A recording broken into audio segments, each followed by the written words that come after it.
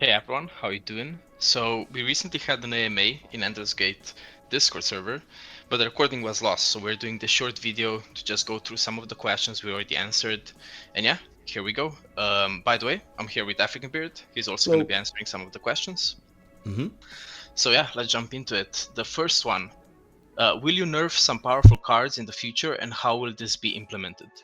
So yeah, we had a group of testers, and they went through all of the cards. They tested each and every one of them, and we've written in a spreadsheet the cards that need buffs and the cards that need debuffs, right?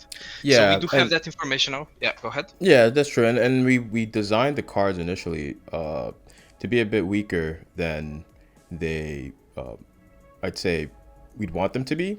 And the reason why we did it that way was so we could ensure buffs could be discussed later down the line rather than, inherent nerfs. So there's going to be more buffs over nerfs.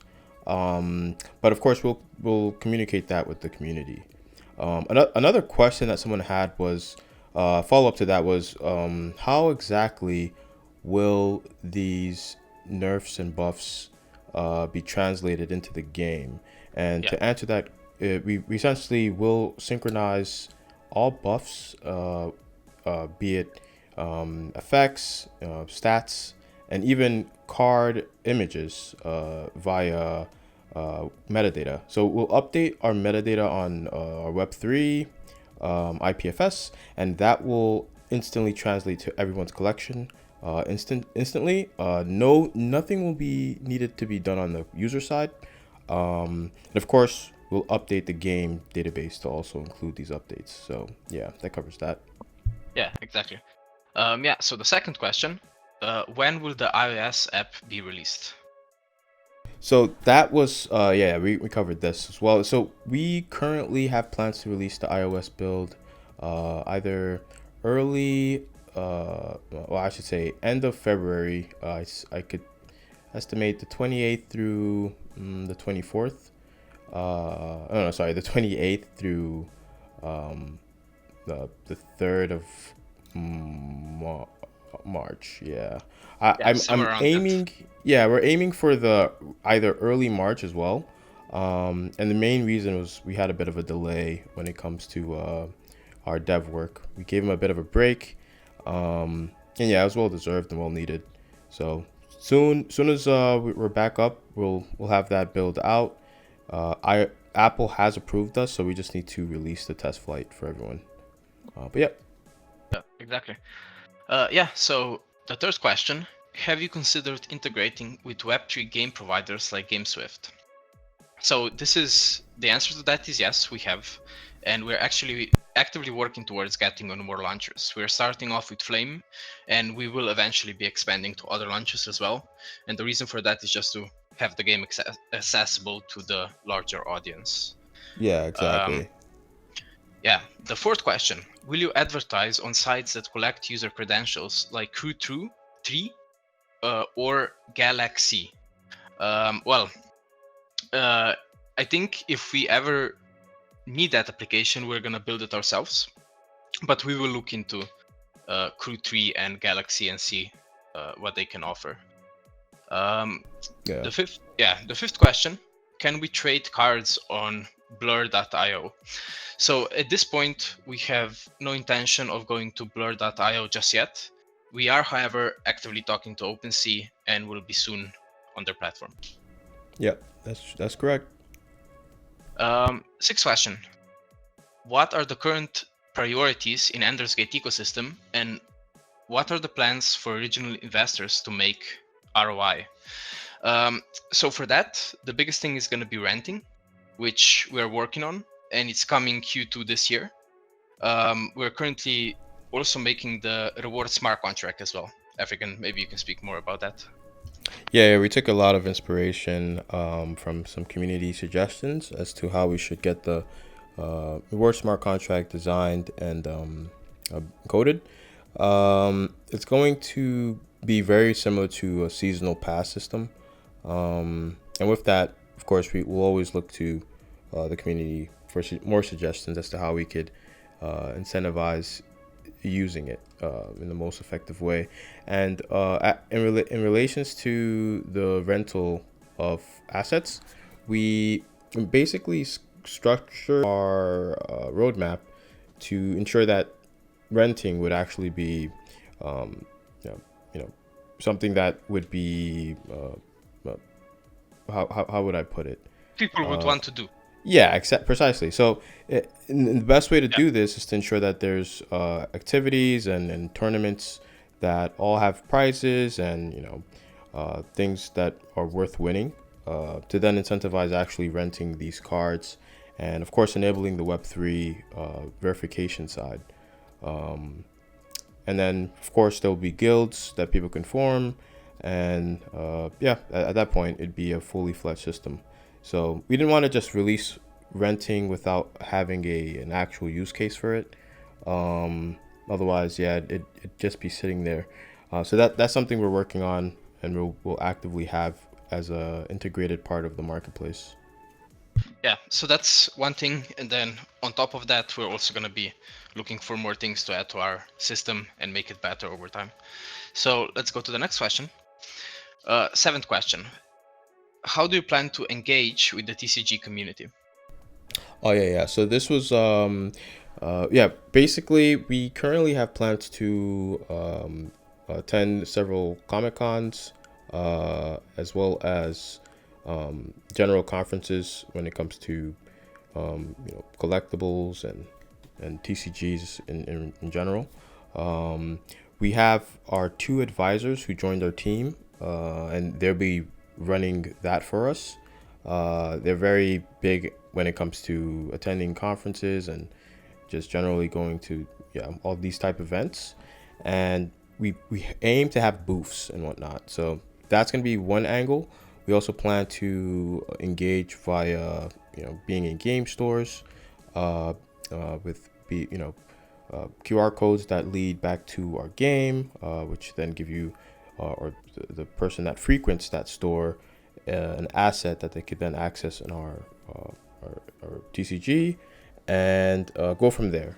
So we plan on those are the main two angles, and then we also want to engage with regular Web 2 uh, places such as Steam and uh, uh, other areas that people frequent for downloads. Currently on the Google Play Store.